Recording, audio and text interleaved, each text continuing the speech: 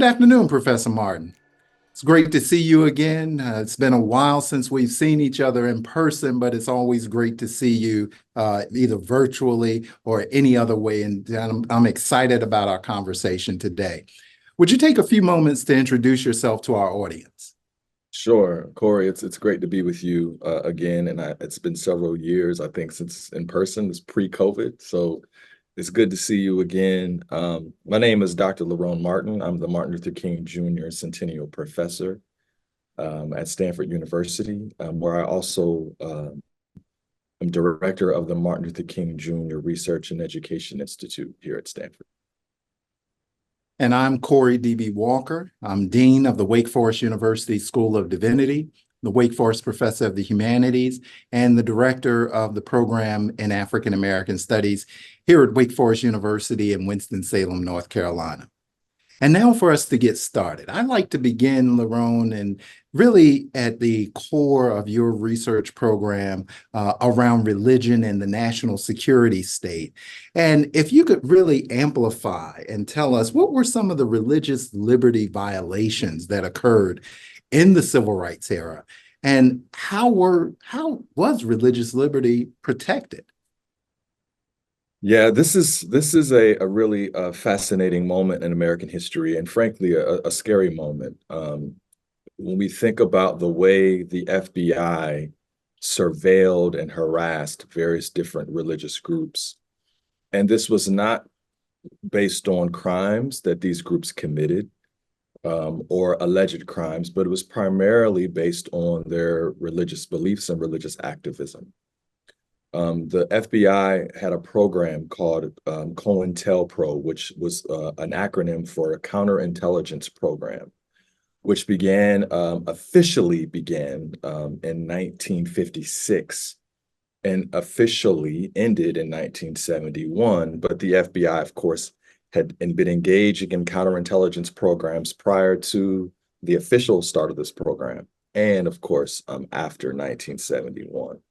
And what this program did, counterintelligence program the FBI ran, was it saw itself as going on the offensive against groups that the FBI deemed to be subversive, the groups that the FBI deemed to be a threat to the nation. And this included African American churches, especially the Southern Christian Leadership Conference, the SCLC, which was run by Martin Luther King Jr., and a number of women's groups and a number of anti-war religious groups, the New Left or white religious activists who were opposing the war in Vietnam. And so this campaign really violated the idea that in this country, individuals could practice their faith in a way that stood up against prevailing norms. And the FBI saw those groups as subversive. They went to the extent of breaking into offices, breaking into religious organizations' headquarters, and they even went to the extent of connecting with a minister by the name of Elder Lightfoot Solomon Mashal, who was the first African-American, but actually probably the first minister actually to have his own television show beginning in the late 1940s in Washington, D.C. He had a radio broadcast on CBS that went across the country, rivaling the audience numbers of people like Reverend Charles Fuller. The FBI connected with him and used him to launder some of their intelligence, or counterintelligence, I should say, against Martin Luther King Jr. to help to go on the broadcast airwaves and shed doubt about the civil rights movement. And it was done so primarily by trying to shed doubt and discredit the religious foundations of the civil rights movement. That is, King and the Southern Christian Leadership Conference was trying to advocate and say that their motto was to save the soul of the nation. The FBI connected with Mashal to get him to discredit that claim, that actually King was not inspired by the Bible, that his organization was not a religious group. They were actually communists using religion as a guise and as a disguise. And so that information was put through in Mashal's radio sermons. It was put through in a public letter that he wrote to the to the Associated Press to try to get America to believe that King was in the wrong and that Hoover was actually, and the FBI was actually this righteous army leading the nation in the right direction, and that the civil rights movement was leading the nation towards communism. In the 60s, many black and white Americans joined in nonviolent protest of the widespread discrimination throughout the country. Sit-ins at northern lunch counters and marches through the South drew national attention. So had the Reverend Martin Luther King Jr. of the Southern Christian Leadership Conference, who emerged as a symbol of the nonviolent movement.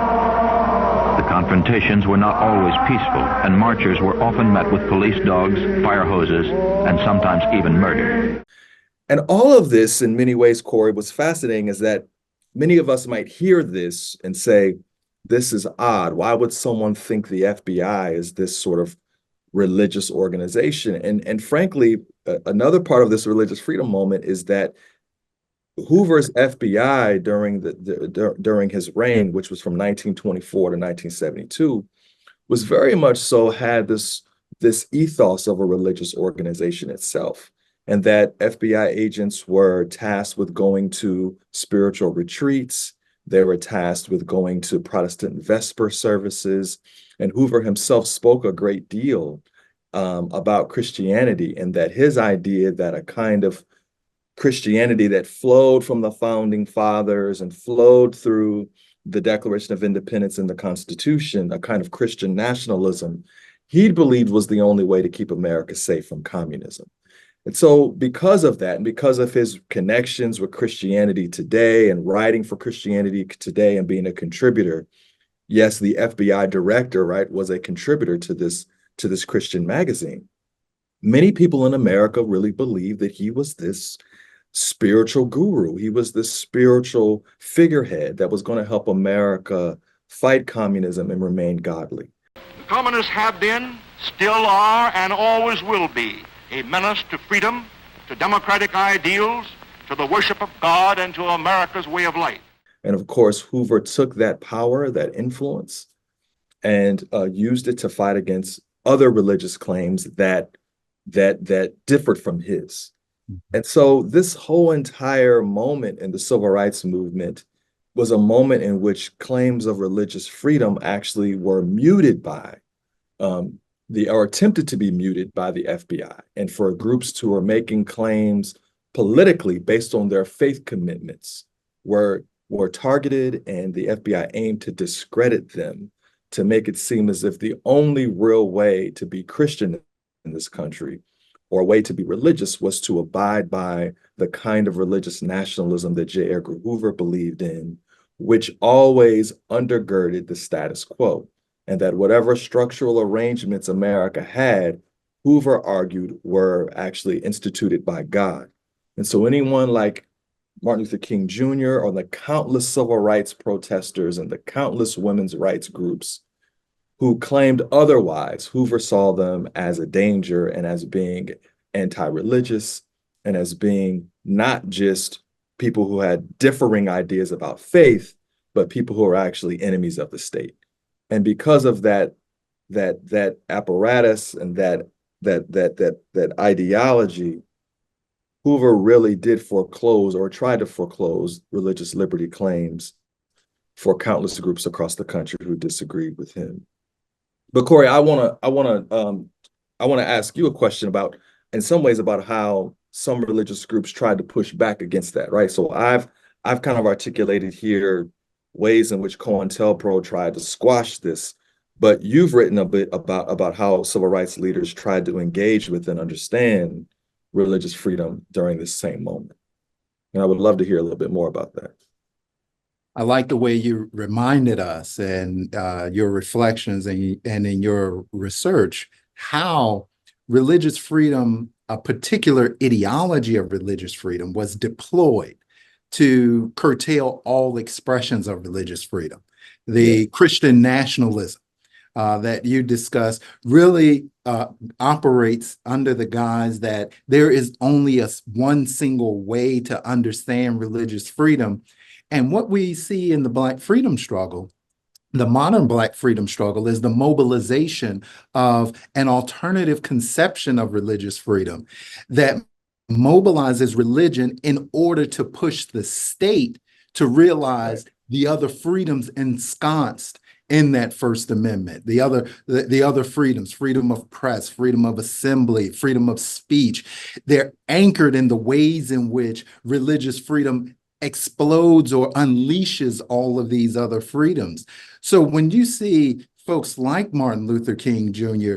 Mobilizing religion in American public life, he's also leveraging and expanding the ideas of free speech, the ways in which they're organizing the Southern Christian Leadership Conference is also mobilizing modes and new ideas of freedom of assembly, and the ways in which they're utilizing new ideas of how religion can speak to the state, but not be of the state.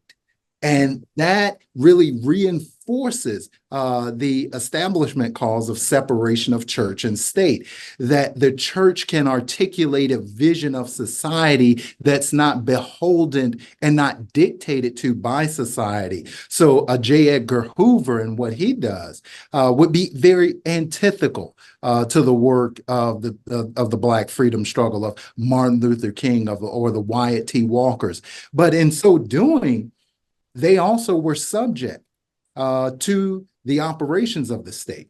And they were subject to the realization that religious freedom cannot run imperial over all other freedoms. This came to the forefront in the Birmingham case. Issues arose out of incidents which occurred 4 years ago, known as the Birmingham demonstrations of 1963, which are acknowledged to have been the impetus to passage of the Civil Rights Act of 1964. Birmingham at that time was virtually a totally segregated community. 9 years after this court's decision in Brown against Board of Education, there had been absolutely no school desegregation.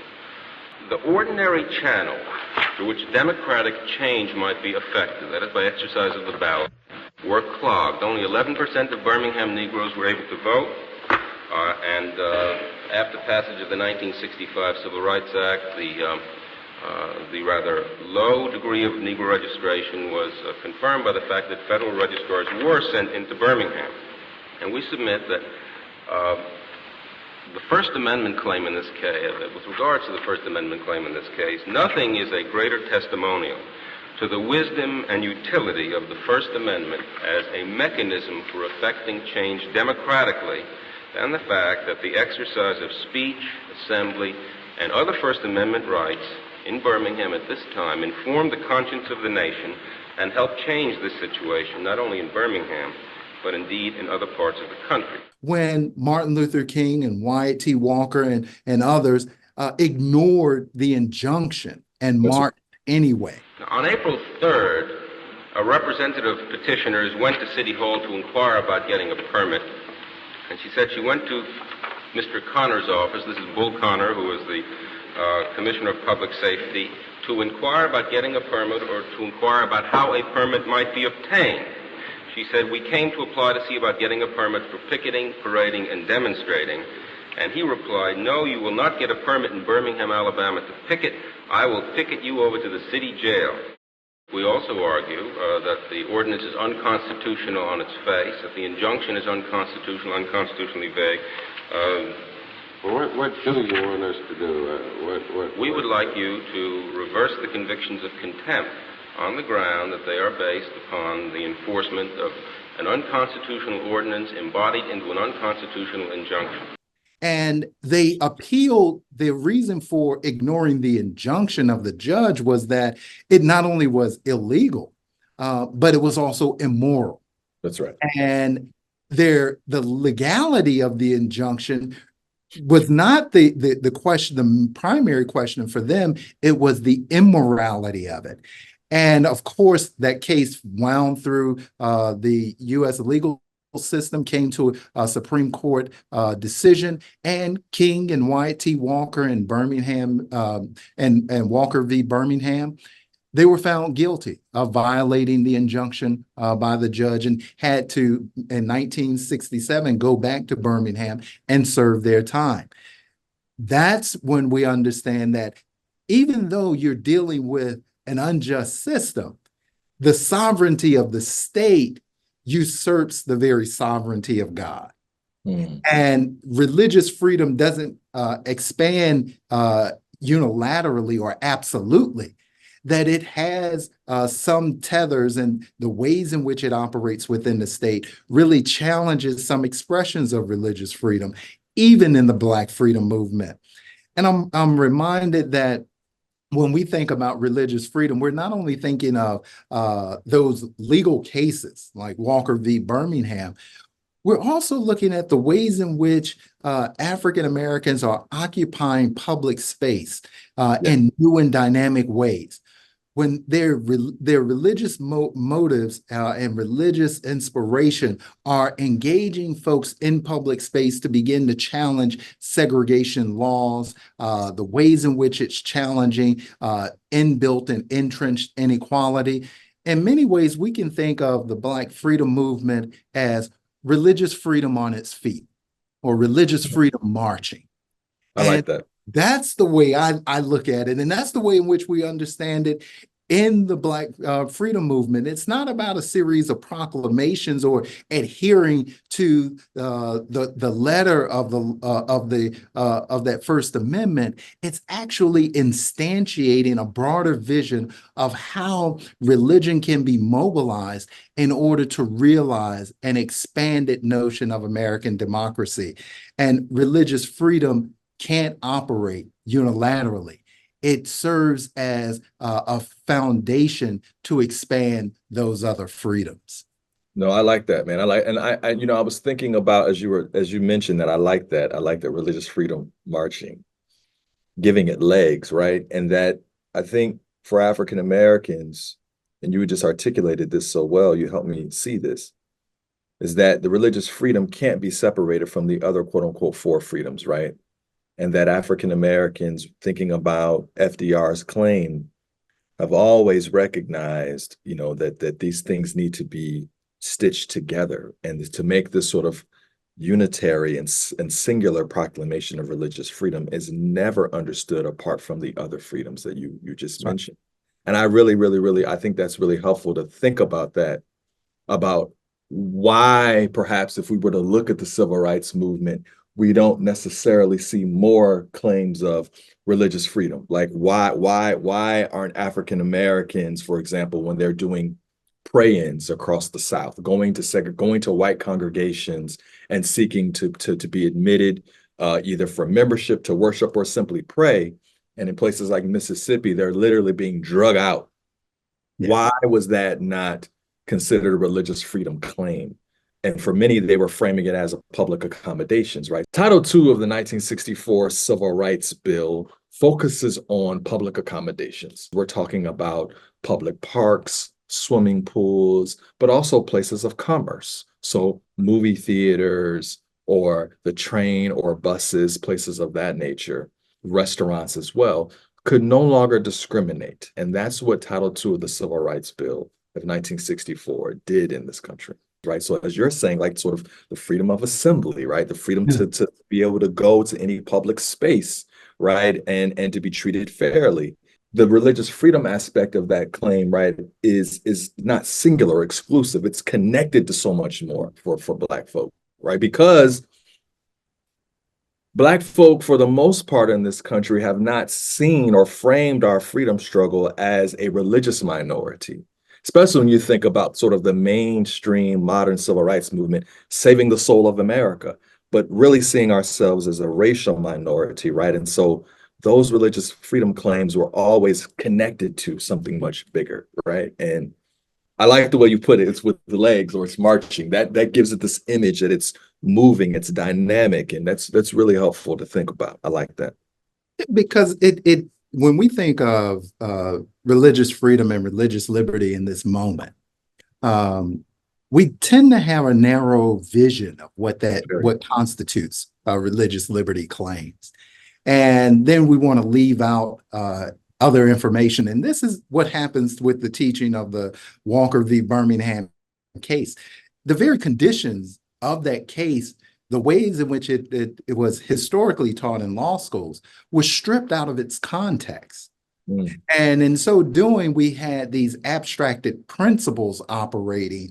And of course, those principles don't realize themselves except in a particular practice where the judge's injunction was based on misinformation, false information, and this was actually to realize the very equality that's guaranteed by the Constitution, but that's denied by local practices and by local laws and customs. So how are you supposed to begin to challenge these regimes unless you have to mobilize some fresh understandings and new conceptions of what religious liberty is?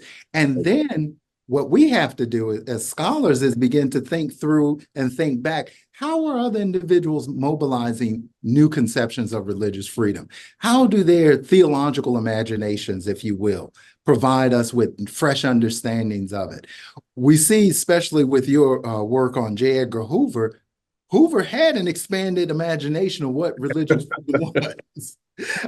He was able to operationalize it. And so doing, he narrowed its scope, but he empowered that narrow vision to be the normative vision of what religious freedom is. And that normative vision can then be operationalized by the state. What King and the Black freedom struggle were doing, we're operating a counter imaginary, an alternative narrative of what religious freedom is and what religious freedom could be. And in so doing, they began to expand the terrain. So we have to begin to look at, well, how, if they're mobilizing these pray-ins in public spaces, it's not only a public accommodations claim, it's also a religious freedom claim. If they're also mobilizing religious liberty, religious freedom in the ways in which they're challenging segregation, then these claims can also be read through a religious freedom lens, but that's not, as you correctly stated, that's just not the dominant lens because of the ways in which racial oppression and racial discrimination and anti-Black racism operates, as well as the settled cases around religious freedom that are operational, that are ensconced within American case law. It becomes a harder argument to make and a harder claim to press in those in that discourse.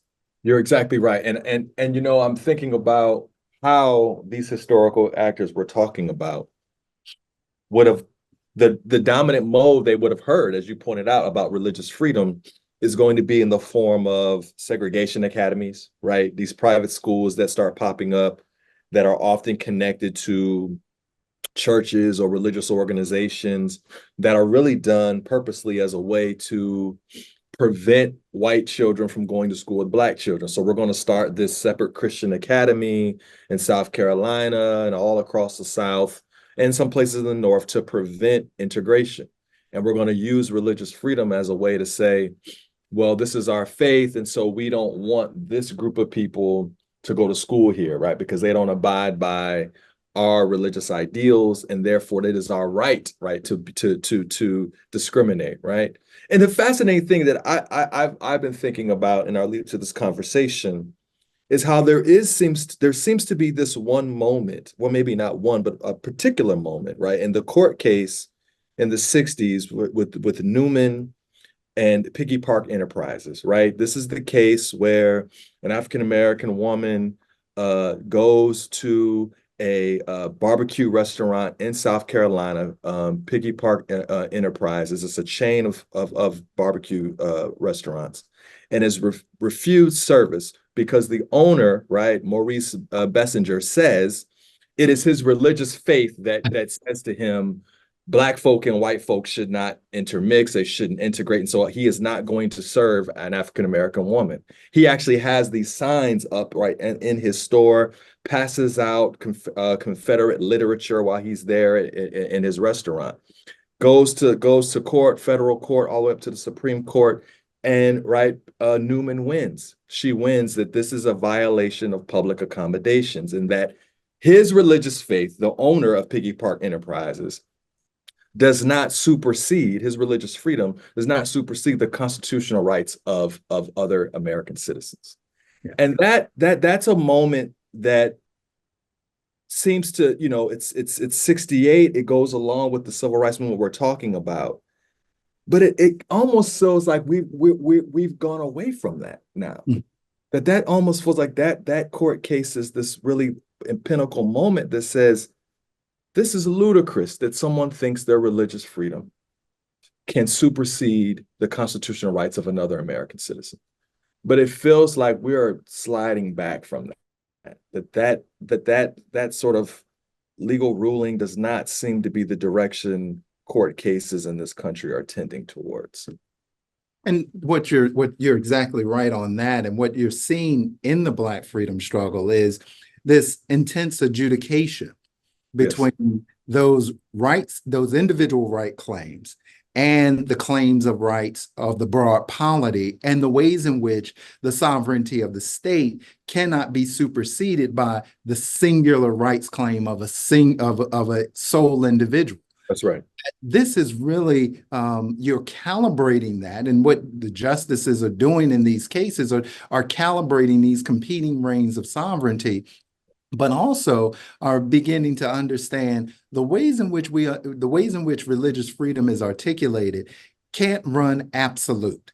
They can't just be solely within, they can't run over all other claims. They can't run imperial. And that's why you have this balancing act between all of those freedoms of that First Amendment, as well as the practices around the state, of the state in this Black freedom moment. What we're actually seeing is sort of a sense of what Du Bois talks about in Black Reconstruction, how Black folks are actually reconstructing democracy in America. Right.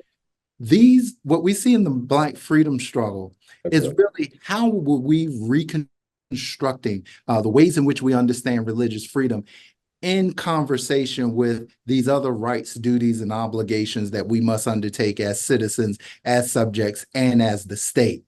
Oftentimes our discourses around religious freedom abstract away from that.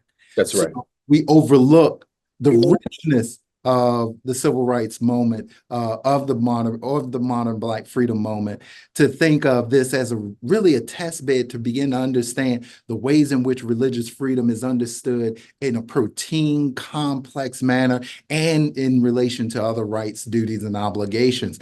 And pointing to what you're seeing right now, in my home state of Virginia, Congressman Bobby Scott really underscores this in the early part of this century when he says religious freedom and the Religious Freedom Restoration Act was not about using religion as discrimination. We're now in a moment where religion is being mobilized in a discriminatory manner. And this is antithetical to the very thrust of those cases in the Black freedom struggle that came and advanced religious freedom. Walker v. Birmingham advanced, although it was a setback for the Black freedom movement, it advanced a much more capacious understanding of what religious freedom is, and that religion can't be the sole arbiter of how an action can be undertaken to then counteract and countervene the law. If we have that, if that were allowed to happen, then anything can go, because folks say it's based on my religious belief that I must go against this law or that law.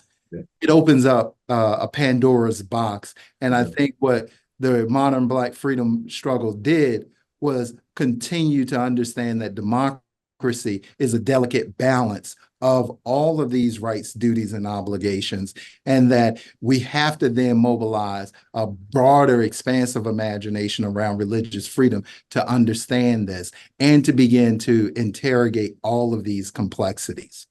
You're exactly right. I love the way you said that.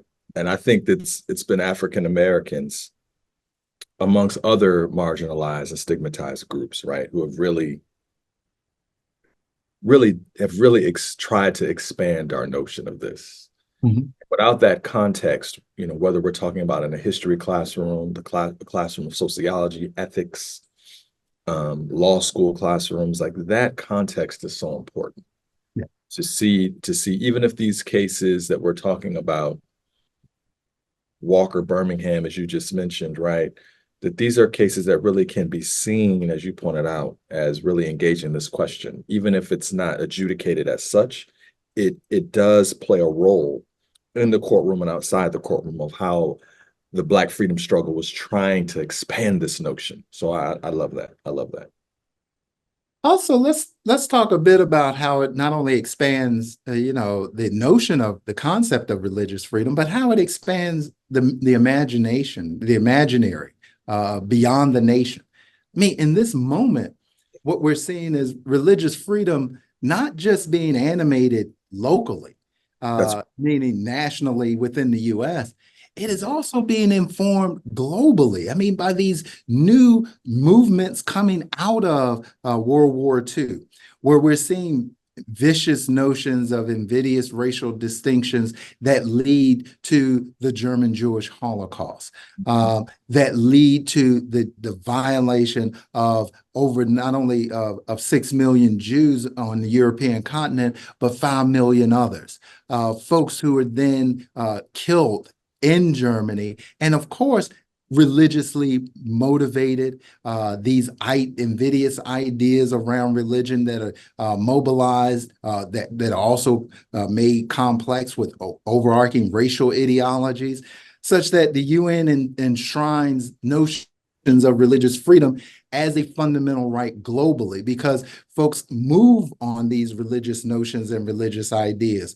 We're also reminded that the Black freedom struggle is also looking at the ways in which religion is being mobilized to begin to articulate new formations of democratic community.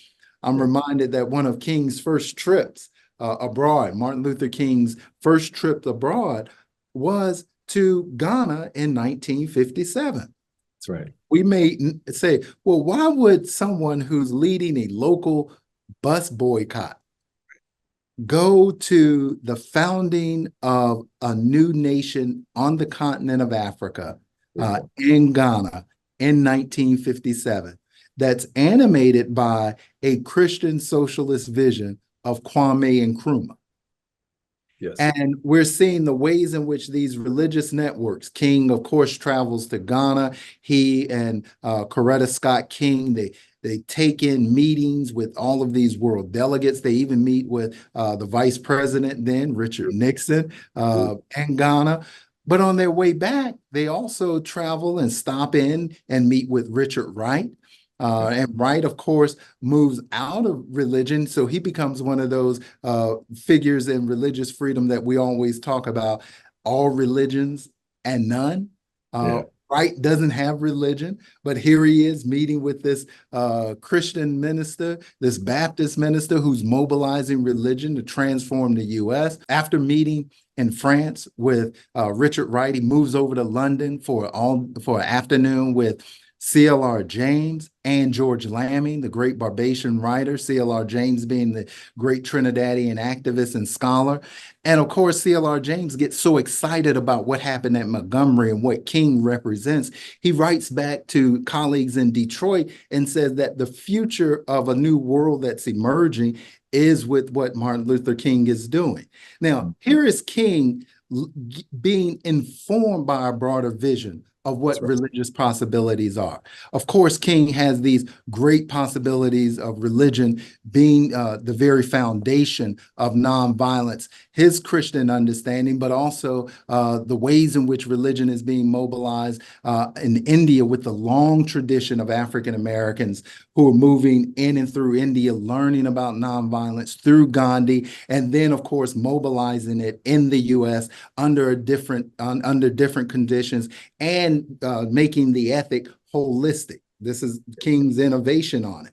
Yes. It is a holistic ethic. It is nonviolence, not just as a tactic, but as a way of life. There you go. Yes. That is important because that draws out of his religious orientation.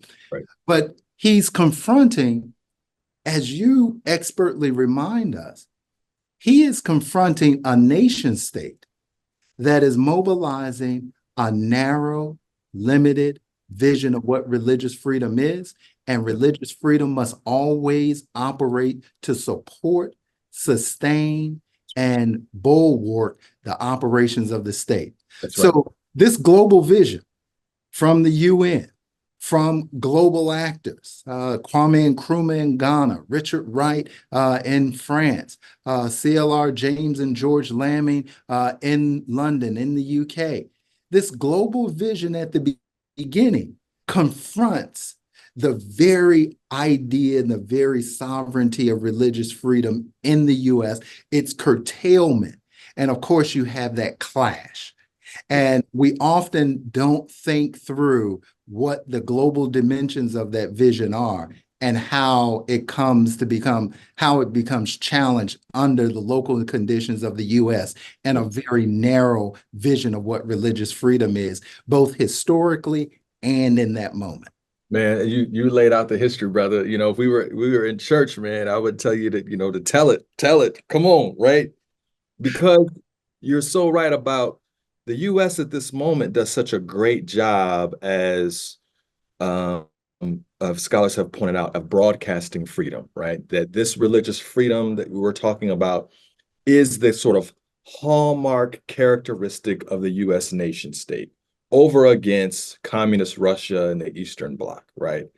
Barbara Savage's wonderful book, Broadcasting Freedom, points this out, that how African Americans and white brothers and sisters are used to sort of broadcast this idea that America is so different than communist Russia because we have religious freedom, right? And as you just pointed out, but that is void, and it bumps heads when it comes to race in this country.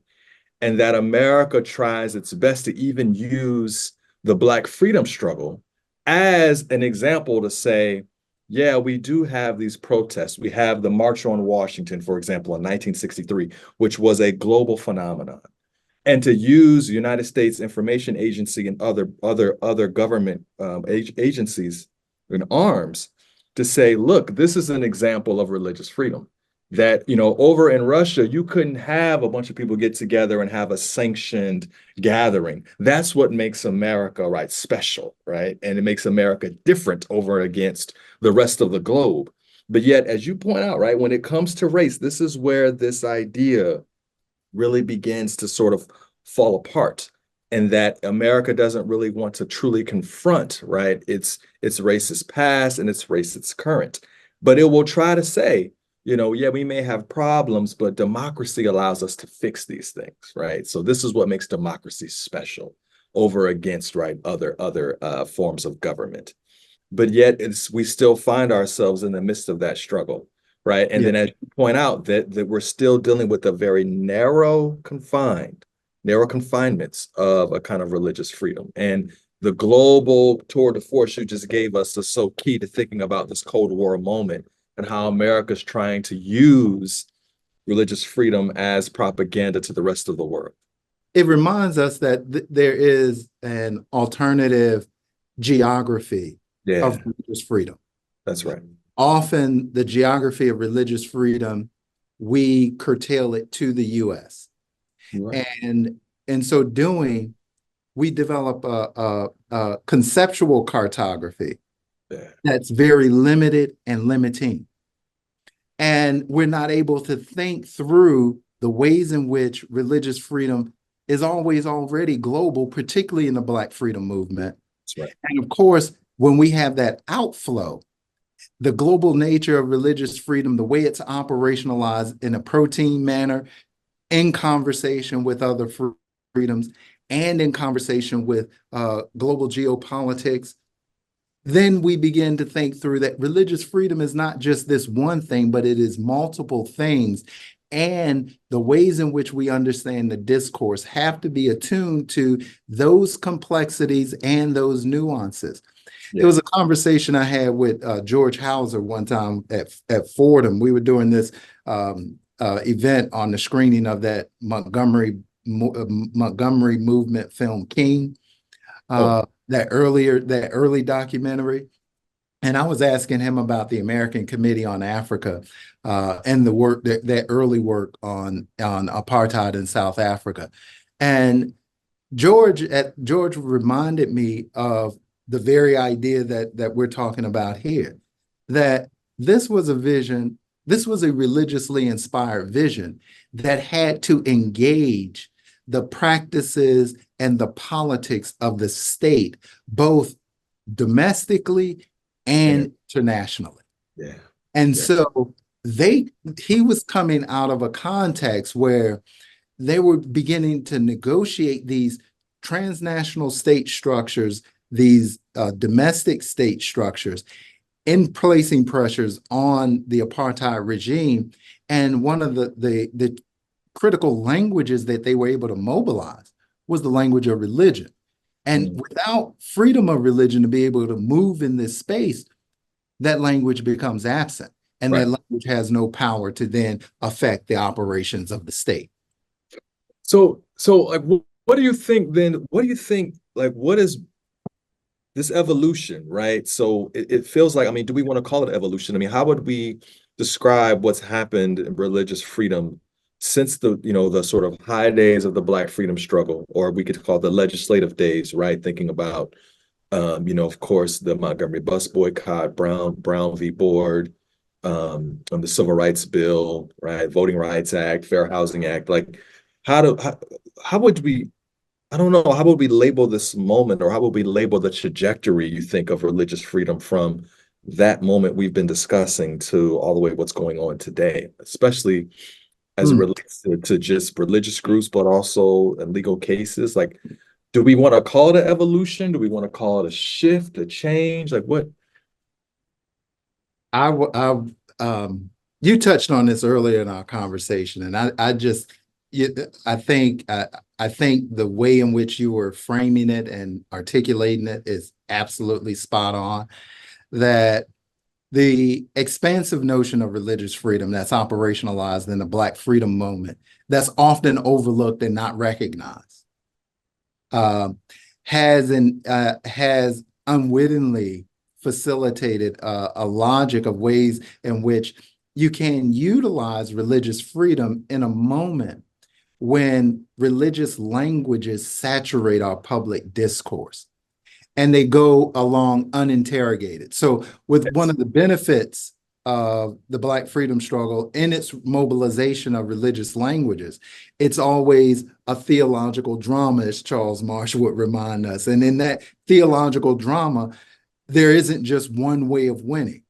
You can mobilize different articulations of the theological. Oftentimes, these things operate within Christianity. Our conversation really privileges Christianity, and our discourse of religious freedom in the U.S. privileges a certain normative conception and vision of Christianity.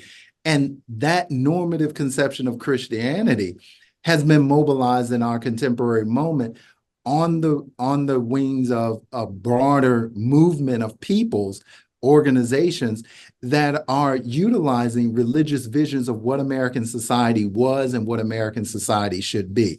So you're having this dialogical conversation. So when we get, we could start with that 64 moment with Goldwater. Barry Goldwater, senator out of Arizona, Republican nominee for the presidency in 1964, is running on a campaign of limiting and curtailing rights, and also running on a campaign that is against the civil rights movement when we want law and order. And that law and order is not only a discourse of the state, it is also a moral discourse. And these political discourses are mobilizing these moral visions. And of course, when there's a real fixture or a real coming together of the moral and the political in legislative power, then you can have the intertangling of those moral and political discourses to then affect what the discourse of the state should be and what the order of the state should be. This is what Bobby Scott was arguing, Congressman Scott out of Virginia. This is what he was arguing, that in the 90s, the problematic nature of the Religious Freedom Restoration Act was to begin to support and expand religious freedom. And that has always been contested. Yep. At the same time, it also laid the groundwork for religion to be a legitimate actor and a claimant in the exercise of other freedoms for Americans. So religion now, instead of being in conversation with those other freedoms, religion now takes a broader, more hierarchical role. Yes. And so, but you don't get this outside of those movements, those counter movements in the 60s, 70s, and 80s to get to the Religious Freedom Restoration Act, to build a body, a case law that then enables those ways of thinking about religion as being far beyond and far exceeding other types of freedom that we see in these religious freedom cases that we have currently, that are mobilizing notions of religious freedom that exalt particular Christian beliefs. Yes, that's it. That are mobilizing particular beliefs about what it means to be human in the world, particularly around LGBTQIA rights, what it means to develop those notions of assembly and then to access state funds. So we're seeing the erosion of the ways in which religious organizations can access state funds. If it's for education, charter education here in North Carolina, of course, that's legitimate, even if they're a sectarian religious organization, because all of a sudden, you can't curtail religious freedom, so we have to fund the sectarian Christian organization the same as we fund any other organization, although it violates the rights, duties, and obligations of other citizens. So we've actually seen over the past 50 years a true shift, but that shift is not affected outside of those political movements, those cultural movements, those social movements that are then able to be realized and actualized in our legislative and juridical arena. And that's why we have to pay close attention to how religious freedom is understood in the Black freedom movement, both contextually and in its juridical sense. Man, what you've just described beautifully was, I would argue, is the trajectory we can see with white evangelicals. Mm-hmm. How white evangelicals, many of them being a part of Protestants and other Americans united for separation of church and state. Yeah. At one point in time, one of the executive officers in the National Association of Evangelicals, Reverend Dr. Clyde Taylor, was concerned about J. Edgar Hoover and having so many Catholics, conservative Catholics in the FBI. He's terribly concerned about this. Writes the FBI director about this, terribly concerned. Now we see a different version that happened in the 50s and 60s. You move forward now, it's very different. Now that evangelicals are no longer outside the halls of power, but are now inside the halls of power. They have done what you just described, try to limit religious freedom along the lines of belief, primarily Christian belief, right? But belief. I believe this, and so therefore my beliefs need to be affirmed by the state in some legal manner, and not religious freedom of thinking necessarily about practices, but primarily beliefs. And now that they are in the halls of power, and we could arguably say, right, a really strong force in the halls of power, their orientation to thinking about separation of church and state is very different. As you described, now it's, I want the state to affirm, bolster, and support my particular religious beliefs, right? And so what you've described, I think, is there's a trajectory of, I would argue, white evangelicals in thinking about this idea of religious freedom and their relationship to the state. And I think we see that now, right? We see that today in our politics. There's a case right now, I believe in Arizona, which we'll see how it plays out. There's a group who's been protesting, and they are arguing that their charges for trespassing, right, should be dismissed based on religious freedom. Why? Because they are claiming that their right to protest, and their protest in particular was about the war in Gaza, that they're claiming that their right to protest is protected by the Religious Freedom Restoration Act because it is a sincerely held belief.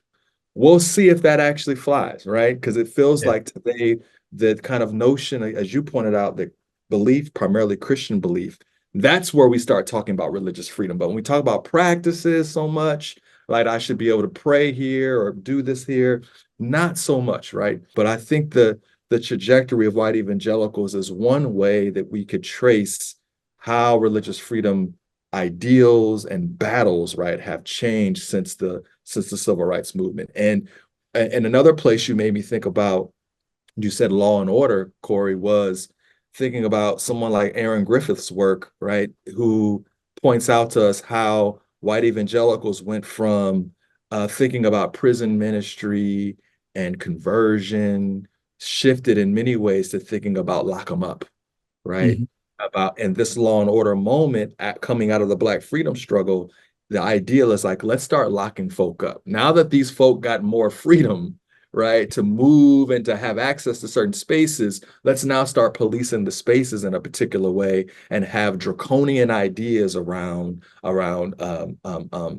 criminal justice and have ideas about locking people up for a very long time. And that is one place, again, we can think about religious conservatives, particularly evangelicals, and supporting a kind of law and order politics. And a lot of it is based on, right, belief. My Christian beliefs are supreme and should reign above anybody else's ideals. And you're exactly right. And what you notice, you bring up an interesting point about Catholics and Catholicism, because the U.S. has a long history of anti-Catholicism. And that's the point where religious freedom just stops. I mean, there's a whole long history of the ways in which Catholics in the U.S. have not benefited from religious freedom because of the deep anti-Catholicism within the American fabric and within the American nation state.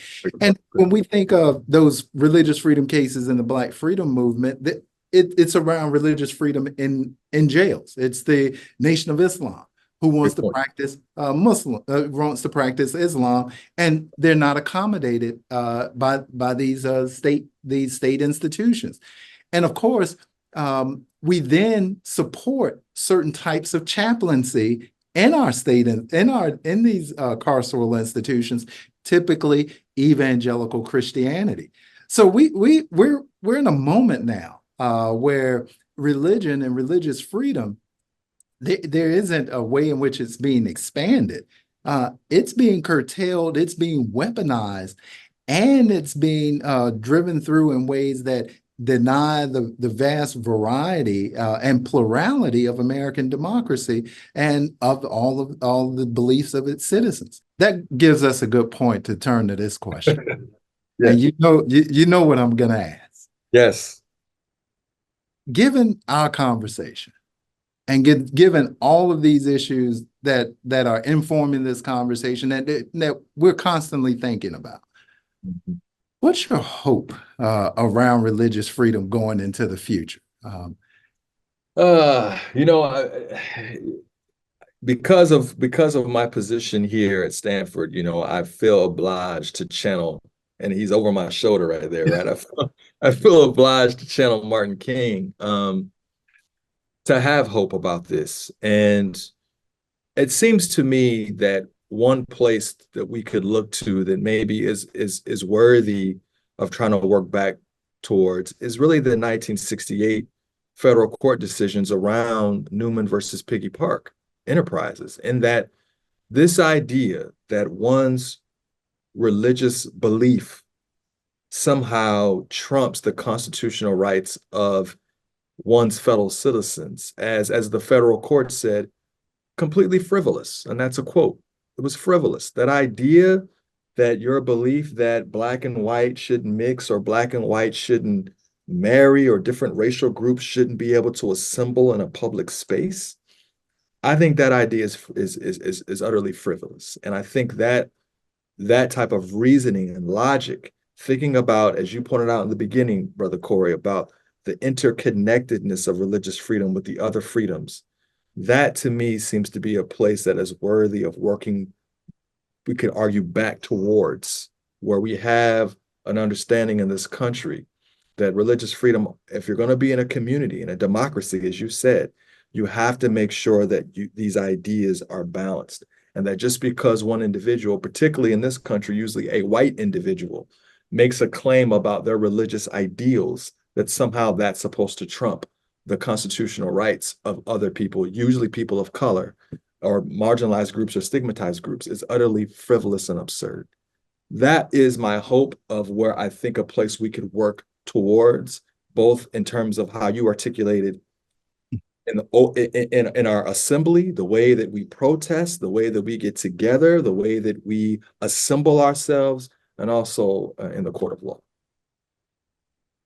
Well, I like that, and I'm gonna. I know, I feel like there's a butt coming. Look, that is my hope, and I'm gonna extend it. Okay. I thought there a butt coming. There's a butt. No buts. Okay. No, we're gonna extend it. I'm gonna take inspiration from that person that's on your wall that I'm facing right here, that spoke here at Wake Forest, October 11th, 1962, only one of two white institutions he spoke at in the South, here at Wake Forest and at Southern Baptist Theological Seminary in Kentucky. I'm going to take a line from King's Strength to Love. And as the dean of a school of divinity, I'm going to have to take this line. It's where King says that the church must be reminded that it is not the master nor the servant of the state, but rather the conscience of the state. Well said. Well said. In our best moments, religious freedom reminds us when it's impinged upon, we are actually we are actually committing a violation of our conscience to the very worth, value, and dignity of the diversity of the human personality. Yeah. When we allow religious freedom to flourish, we not allow citizens to flourish, we also allow our communities to flourish and our nation and our world. Amen. So we can't allow our beliefs to run imperial, nor can we deny them a place, but they must inform us to be better individuals, better citizens to build a better world. Amen. That's my hope on religious freedom. And that's what I'm going to stick to. I'm going to stick to, don't be frivolous. Right. The frivolity of your beliefs cannot run imperial over all. But I'm also going to hold that positive vision that the church and those religious communities, or those communities without religion, can serve as the conscience of the nation to enable us to build a broader, better, and deeper democracy. Amen. I think that's the best word to end, brother. That was beautiful. Amen. That's all I can say is amen.